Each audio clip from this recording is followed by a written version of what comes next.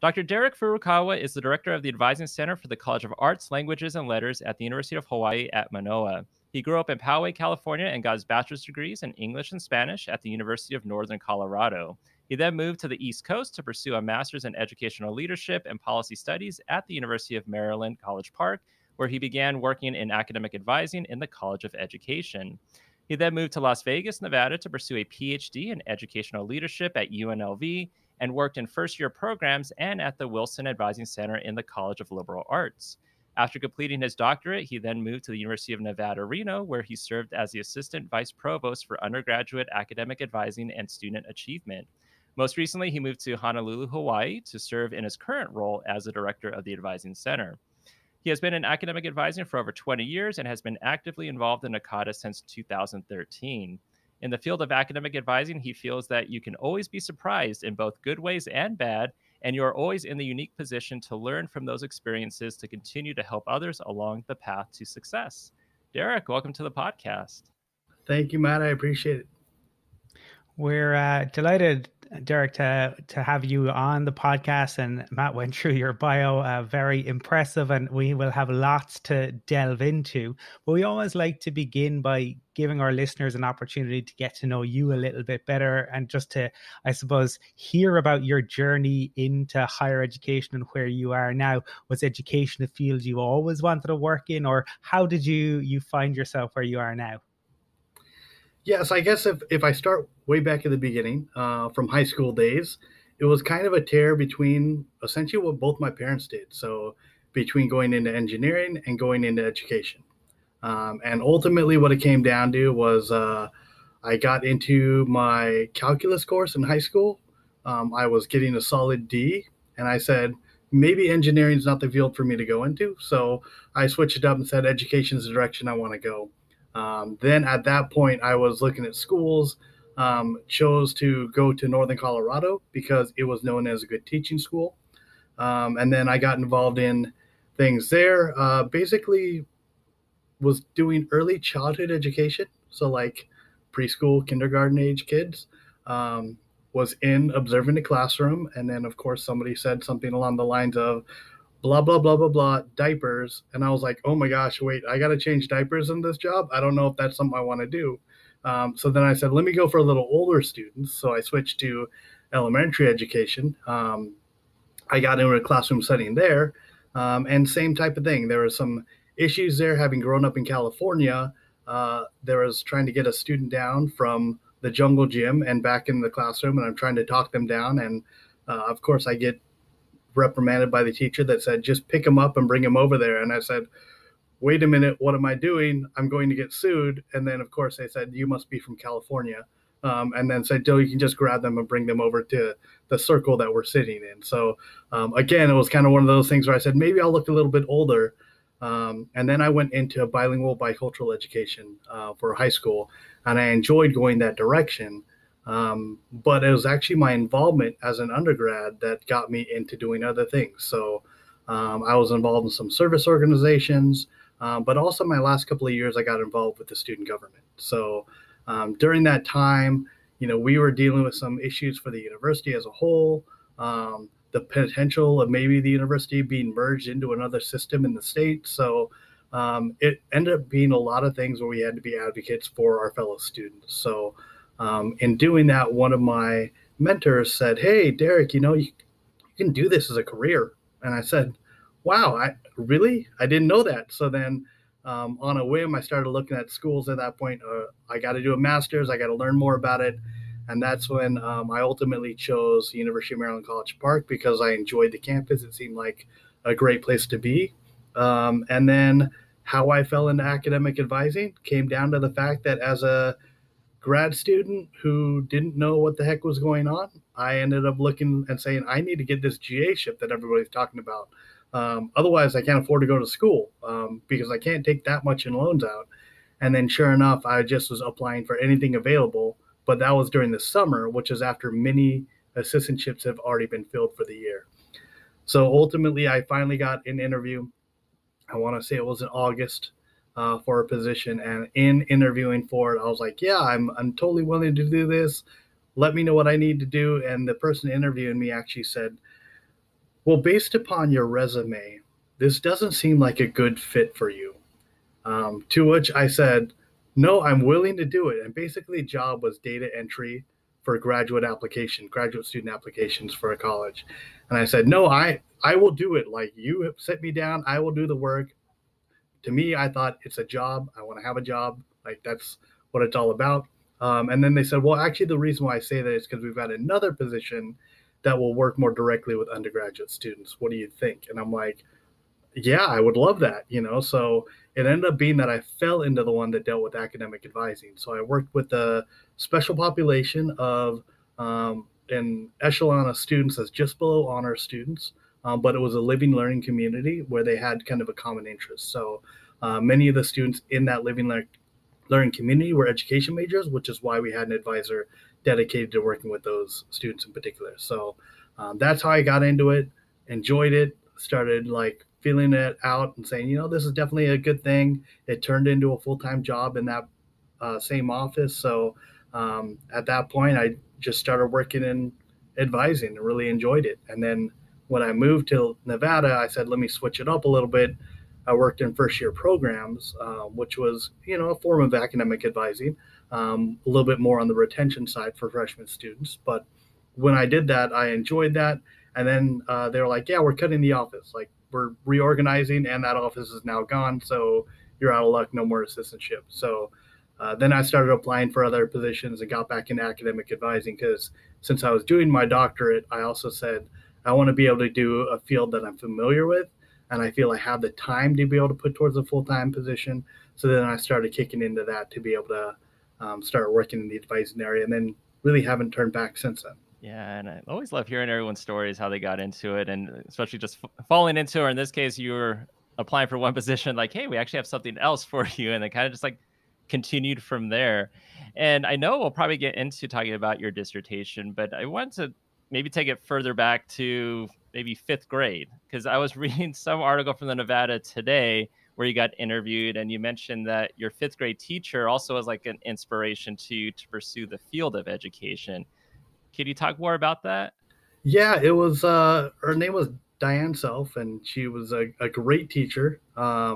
Really kind of inspired me to kind of go in and be in that setting. So that's when I first kind of looked at education as an option to go into, because I said, I like what she has been able to do with the class. It's got me more excited about being in school and doing things. So that influence is really where I said, I think that is a type of setting that I could be in. In fact, later on, I ended up nominating her for another like Teacher of the Year type award at that point. But I don't even know how much she knew about it, the fact that I had nominated her later on, because I think it was probably like 8 years later that I did that. So, but it gives you a sense of like, that's the impact that an individual made on my life early on that kind of helped propel me into the education field. And clearly, education became your major passion, and you've gone on to study it as the master's, and as Matt mentioned, the PhD as well.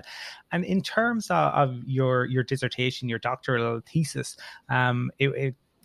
a really interesting piece where you kind of looked, I suppose, at the inspiration maybe behind some student decisions. Can you talk to us a little bit about more about that, Derek, and what was the question you were seeking to answer, and what were some of your findings? Yeah, it developed over time. So as anybody that's done a dissertation knows, like, that topic doesn't always stick with what you want to do. Of course, it wasn't my initial topic either. That one got turned down in like a snap of a finger, because I was actually looking at student affairs and academics and kind of seeing it. And I said, is a dissertation process like going through a pledge process in Greek life? And they said, do not touch that with a 10-foot pole. And I said, all right, fine, I'll back off. And then I looked at another way.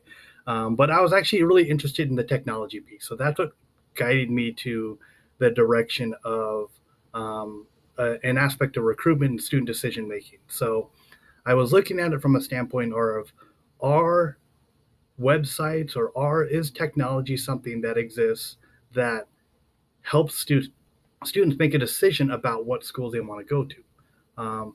but it became too narrow because at the time where I started looking at it, that wasn't really heavily big on there. I don't think that social media was huge yet. So it was really not a topic that was like primed with enough information to really go off of. So I broadened it to look at, what are some other things I can look at? And I tailored it to be able to look at what are high achieving students, so students who have good grades, what are they using to choose what school they go to? And the reason why I chose that population is because if they're high achieving, then they got into multiple places. I mean, it's almost not a question. Like if you're smart and you've got the background for it, you're getting into multiple places, so you actually have a choice to make, as opposed to a student that's like, well, I took this one because it's the one school I applied to and I got in. So looking at that choice process of what was going on. So I was looking at it as a whole, like what are the influences there? I had some ideas from it, but I wanted to inquire a little bit more with that technology piece, just to see, was there something that was there that made a difference? And ultimately what it came down to was the one finding in regards to technology was that websites were never reasons why a student chose to go to a school. However, they are reasons why they chose not to go to a school. So they'd go to it and be like, well, to put it bluntly, this website sucks, so I'm not going to go there. So like it was that quick of a decision when technology had something to do with it. So it wasn't about how cool and how fancy their website looked that made a decision. They were already leaning towards that school to begin with. And then it was really more a matter of, it was a way of eliminating choices when they were making decisions. But then the other things that came out from there is that obviously there were things like financial influences, which obviously make a difference on a student standpoint. Friends and family and kind of what they have said, as well as some of the reputation that they perceive a particular school to have. But then last thing that was probably the most significant and most relevant to kind of our field was that the connection that they had with an individual. So, and it was actually something that I experienced when I was applying to colleges for an undergrad degree, which is that those that took the time to kind of reach out and make an individual connection with the student, that student was definitely, that was the deciding point that made them say, I'm going to choose this school. So, I look at it from one school, who I will not name, but that school who I applied to sent me back a form letter saying, thank you for visiting our campus.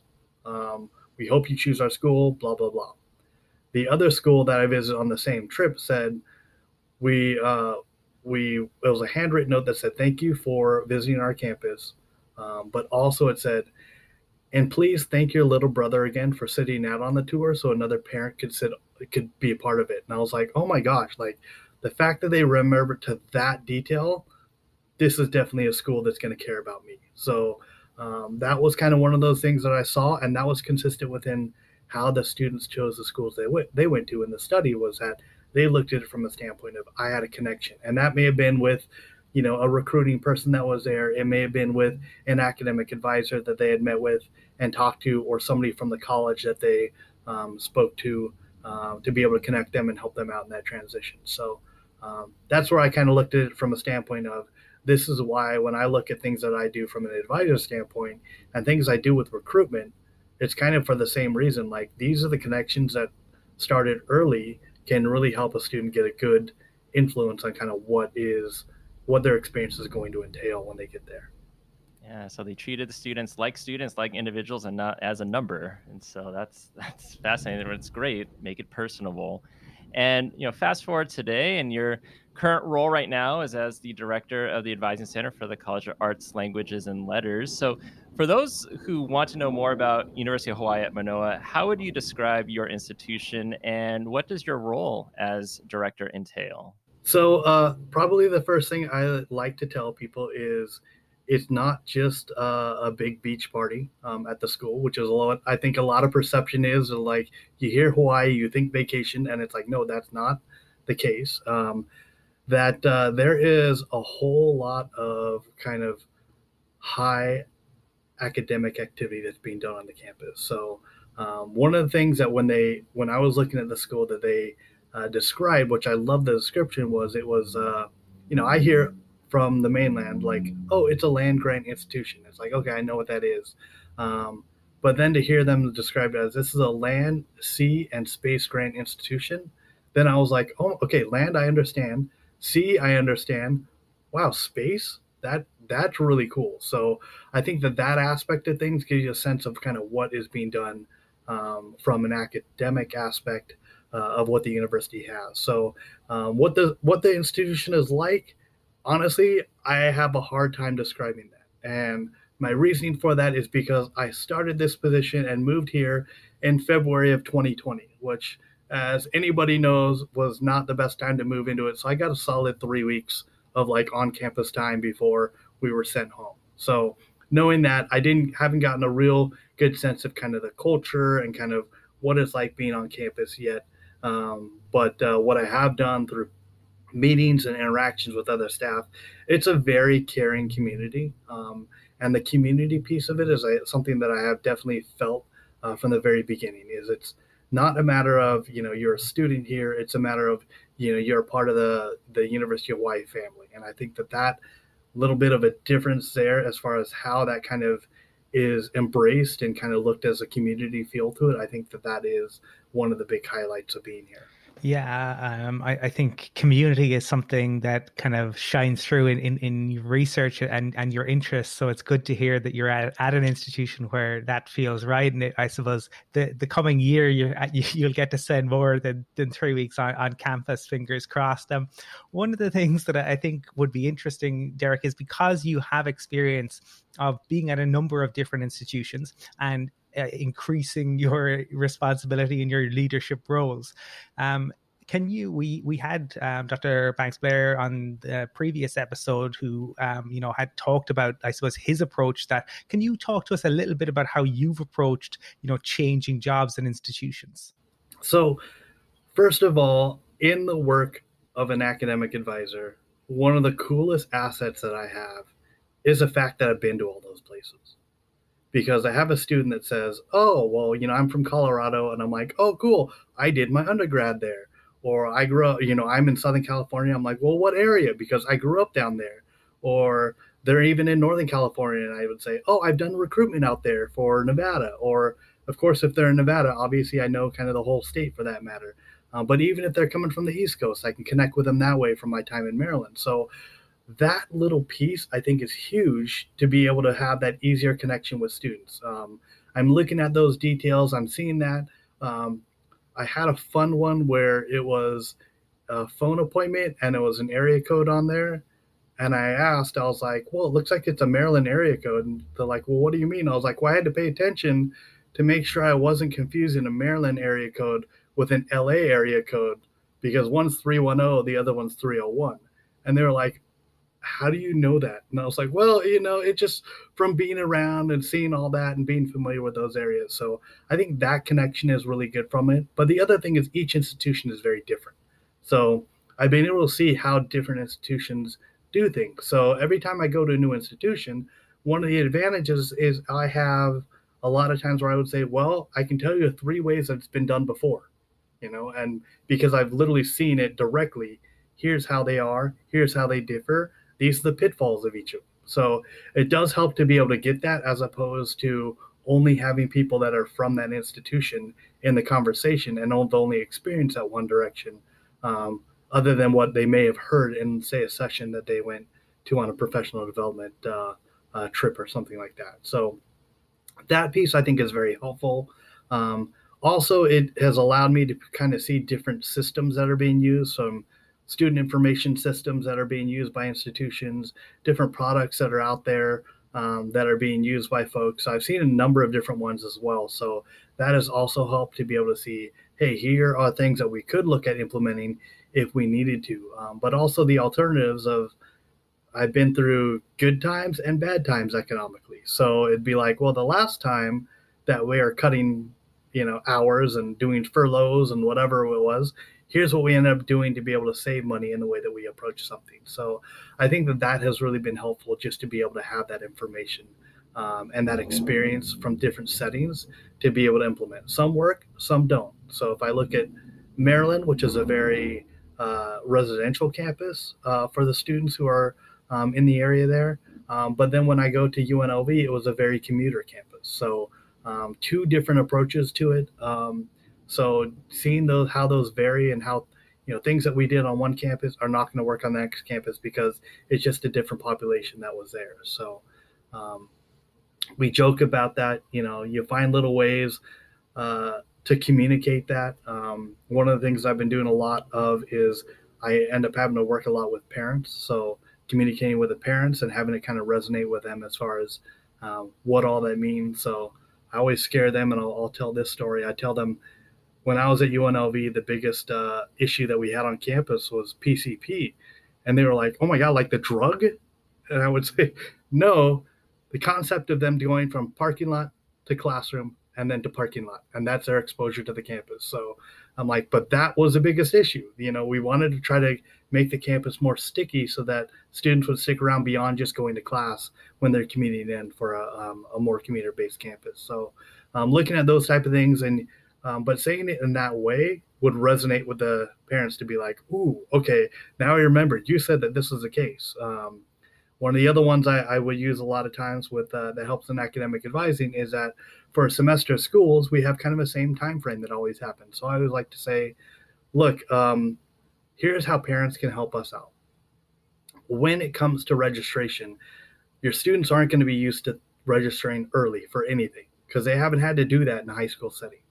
So they need to think ahead. And usually the way I'll put it is they may not be thinking about an hour ahead of time from now, let alone 3 months from now, what courses they should be in. So knowing that, I say, here's where you can partner with us. And I usually ask a question, which is kind of dumb, but usually it makes a point. How many of you know when Halloween is? And everybody's like, oh, I know that. I can answer that question. And I say, okay, great. So Halloween, you should have a conversation with your student about whether or not they've gotten any academic advising or whether or not they plan to do that soon at the point of Halloween. If you haven't had that conversation, or the response is, what do you mean academic advisor? Then at that point, it's Halloween and you should be a little scared because they're probably late in the process and they need to get their rear end in gear. So little ways like that, again, to be able to have them feel like this is a good partnership with the parents and how they're communicating with their students, but giving the students the freedom to be able to make that choice and be able to jump into it. Now, a lot of times that can be early for them, but sometimes it can be at last minute for them to be able to still be able to see an advisor and get the right guidance for courses for the upcoming semester. But letting them know that you've got Halloween and then you've got spring break, because spring break generally falls in the same time of year. And I said, if they haven't talked to or thought about what they need to do for advising, their break is over. They need to actually focus on what they need to plan for the next semester. So usually it's a very quick conversation, but at least it gets them thinking about what needs to happen next. And I think that from an advising standpoint can help us out when students are like, we're doing this early enough that we're not last minute calling you going, hey, I'm supposed to register today. What do I need to take? And those are always the difficult conversations because it's like, oh, and I have 15 minutes with you. So yeah, that's a little harder for all of our jobs to be able to do that. Yeah, because at that point we have 15 minutes and probably most of the classes are closed at this point. Exactly. But I think that's fantastic advice. I mean, you're saying it's little ways, but it has such a huge impact where you're able to partner. You're able to collaborate with advisor, student, and parents, and everyone has a piece where they can help each other out. And whether it's just reminding them about advising coming up, or hey, registration is going to be coming up, we got to start thinking about classes. So it's a great way for everyone to kind of team up. And speaking of teams, that's kind of how NACADA in a way is, and where we're also able to get involved and meet. And that's kind of how we met at the NACADA Region 9 conference from a few years back in Reno when you were chairing the conference. Can you talk about your experience chairing the region conference, why you chose to be chair and any takeaways that came from it? Yeah, so it was getting to a point because I had kind of been on like a steering committee with the region as well. So I was a liaison for Nevada, for the state of Nevada, and essentially starting to look at it, it was a realization of we should probably hold this conference again. But actually, it was as the region started coming up with, we should have a specific like rotation of what states are hosting the regional conference, and that way it gets moved around a bit. It's not all like in California or for that matter, in Southern California, like it moves around a bit and different folks get the opportunity to be involved in that. So we're looking at this rotation coming around. I actually had run for region chair a previous year and didn't get it. But then I said, all right, so what can I do to still help? So I said, let me take the lead on this conference. So I said, I'm going to plan on doing this conference. And then I set the year. I want to say it was 2017. I'm trying to remember all the years on that. I'm probably off on that. But one of the other things I also was doing was I said, we haven't had a state conference in several years. So we were doing it every other year. I want to say we did it 2008 and then 2010. And then 2012, again, wasn't the greatest time of the years or anything like that. So it didn't get picked up. And then so I said, let's do a conference in 2014 in Reno for the state. And I use it as, hey, here's a dry run. We're going to do a state conference. We're going to invite our folks from across the state, to come up and visit the campus to see what's going on. We'll host it here, do all that.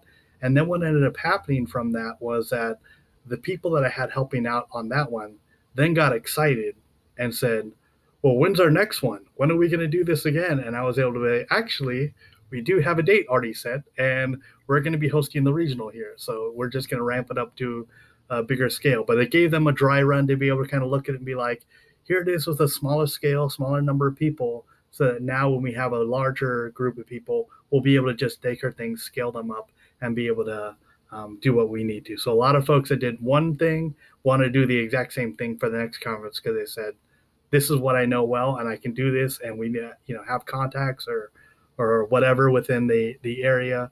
And we also looked at things like how do we get other people to see Reno beyond what they maybe had seen in, I don't know, Reno 911 or Sister Act, like their only exposures to the city of Reno a lot of times. So it was kind of to defy that a little bit. So we specifically partnered to make sure that we had the campus as a site for it so that they could see what was going on from the campus and see that because that's a lot of times different than what you see for the rest of the area. And you've, I suppose, been involved in a number of different areas with NACADA. I know another area you were involved with, you were chair of the peer advising and mentoring community. I think your photo still pops up when you click on that on the NACADA website. But I know that's an area of particular interest for you. So maybe you could talk to us about the involvement with the community, but also for listeners who are interested in the topic, any insights or advice you can offer. Yeah, so I will say I was unfortunately not able to finish that 2-year term on it because I had to kind of take in some other responsibilities on my campus, and that kind of took priority. But ultimately, my reasoning for that was because we had not had anything peer advising related on the University of Nevada campus. So knowing that and actually partnering with a gentleman in the student affairs area who we worked on stuff, started bringing some other ideas of, here's what I've seen in other institutions. And then from there, I said, yeah, let's see what we can get this to work with. So had some funds that we had. So I said, let's do a peer advising program. Started very small, 4 students to help out, to figure that out, having them do some advising in there, but probably more so because the office that I was working out of or working with in particular dealt with undeclared or undecided students or exploratory, depending on what your institution calls them. Those students, we got a lot of flack of, well, you shouldn't be recruiting into that area. So what are you going to have them do? So we looked at some of the bigger things of how do we deal with certain populations of students and doing programming for those students. So students in the residence halls, talking about things like, hey, how to best kind of manage your time and to manage what you're doing from your academic standpoint to be able to be more successful. But also things like sitting in the dining hall during lunch and just saying, hey, the scheduled classes just came out. Have you already seen an advisor yet? Simple conversations like that, just to get people thinking about especially freshman students who hadn't gone through this before. Okay, no, how do I get that set up? And then they help them get that set up for an appointment with their advisors. So I think that was really what we ended up doing and focusing on there. Because of the success I got from that, I ended up having them present at a conference. So they co-presented with me at the national conference when it was in Las Vegas. So nothing quite like a sell for students to be like, hey, we want to take you to Las Vegas. We'll be staying in Caesar's Palace, and you just have to do this in a 1-hour presentation. But like, it's very heavily on you. Obviously, all 4 of them said, yes, let me join in and do this. So turned out well there, and then got connected with some other folks during that time, expanded it a little bit, started working on the steering committee for the peer advising commission, and then said, when it then switched over to the advising group, then I said, all right, let me go ahead and run for this, because I think this would be a good thing to be able to continue on with. And then ultimately it was a whole comedy of things that happened with that committee, and that when I had to step down, the person who actually stepped in for me afterwards was one of my employees, who was actually one of those first 4 peer advisors that I worked with. So funny how it all turns around that way. But then he couldn't finish the term either, because he went on to optometry school, and then it had to get passed on to somebody else. And then the intern person that finished the term is somebody who I work with now at University of Hawaii at Manoa. So like, it all came full circle when everything was said and done. But now I don't do it as far as coordination from a campus as a whole, but the system or the program here at University of Hawaii places their peer advisors into different colleges. So I do have some peer advisors that I work with specifically to help with my college, and they will work with actually advising some of the new students and getting them transition and getting them to know some of the resources and how to use those. You know, you've done a lot within NACADA, whether it's being a chair of Region 9, being a chair of the peer advising, mentoring, advising community. You've presented a lot at various conferences, from peer advising collaboration. I think Harry Potter was one of them. Cultural artifacts, Gen Z, leadership. I mean, you name it, you've done it. I'm interested in terms of, let's say someone's interested in presenting at a conference, but from your experience, do you have any advice that you would have for someone that just wants to try to get started with putting an idea on paper? Yeah, I would like to just say, you don't need to do it alone. And that's what I think is daunting, especially for somebody who's a first-time presenter, to look at it and be like, all right, I got to come up with an idea. I got to come up with a great program. How am I actually going to do this? I don't know. I've never done it before. Partner with somebody and have them help out. I've actually got a couple of groups now that I'm working with where all we've got is like some periodic meetings that we have and some shared documents where we're putting ideas down there and putting possible directions that we can go, so that we can eventually take that and say, here's how we're going to be able to create a session or a proposal. And essentially that's a good way to do it, because that way it's not 100% on you. You're working with a colleague, and that colleague may be from your institution. It may be from another institution. But either way, you're getting that ability to be able to collaborate on something, so that you're bringing different aspects to it to be able to really get a good sense of what you can present, and a good perspective for people to be able to see. Because I know that going to like an annual NACADA event and seeing the breadth of institutions on there, I worked at all public institutions. So when I look at a program and then I realize, oh, this is from a 1,000-student private university. Okay, well, maybe that's not going to work for here, because we have 2,000 students in our college alone. So our own facet of the university. So knowing that, it's like looking at the applicability of that, but bringing different perspectives from different settings oftentimes helps you widen the range of people that you can actually work with on it. So that's what I say. Just kind of get working with them. Have that connection. I think that connection piece of it is really the important part of it. I know that one of my presentations that I did where we had a surfing theme for it, who is now a colleague here at Manoa, but what we ended up doing was I was talking about my time in San Diego, and she was talking about her time in Hawaii, and like the surfing commonalities that were on there. But essentially, what we ended up doing was we ended up meeting at a advising group meeting during a conference. We're connected by the chair of that group that was there, that was running the session, and said, "Hey, connect with these people and see what's going on." And all that ended up happening was I said, I sent an email and said, I just saw a note that said I should touch base with you 6 months from the conference, and I'm touching base now. Like, do you remember what that was about? And that's all it started as. And then I was like, oh yeah, I think we were supposed to work together on something. So sure enough, I was like, oh, let's look at a project. Let's look at a program. What can we do? And we started kind of coming up with ideas, and eventually came up with a session that we were able to present. So I think that that's kind of the type of stuff that can be done. I once did a presentation at Southern California about changing some culture stuff within and how to do that. And essentially, it was kind of a workshop style. So I gave every one of them and said, here's the paper I want you to fill out and return back to me along with your contact information.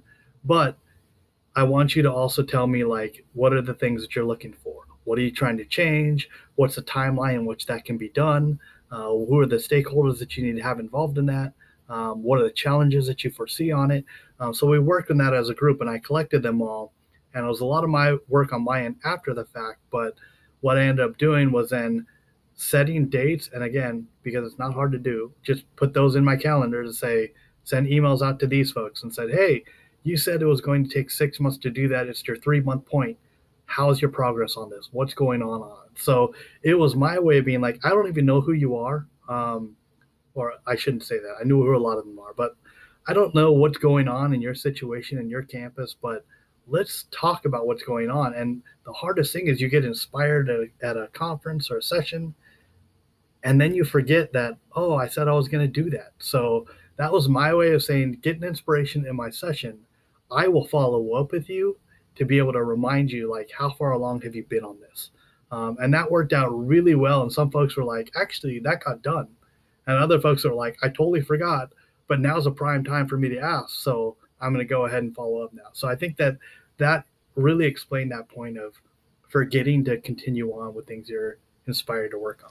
Yeah, the utilization of the calendar and follow-up proving very useful. Now, you do have a phenomenally impressive CV. And as Matt said, like you have extensive presenting experience. And one of the things that you presented on more than a decade ago, talk about ahead of the curve, was online communities. And you've talked about, I suppose, your interest in technology. And I'm just wondering, over the last year, especially since you started in the new position, 3 weeks before you had to move off campus, have there been learnings or new technologies or new approaches or new thoughts that you've had in terms of the utilization of technology, Derek? Yeah, I think that probably what has helped is, and a lot of folks have seen this before, you get into an office and, you have maybe assume a leadership role from the beginning. And then in that case, you are ready and roaring to like make changes and adopt new things and get things going.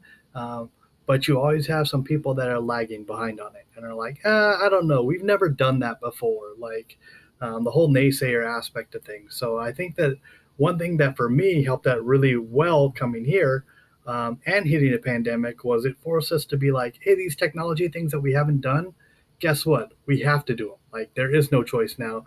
We have to get them implemented. So it ended up working out well to be able to implement those new things. And they've all kind of helped overall, even to the extent that I'm sure we're seeing a lot, and you will probably have seen it as well.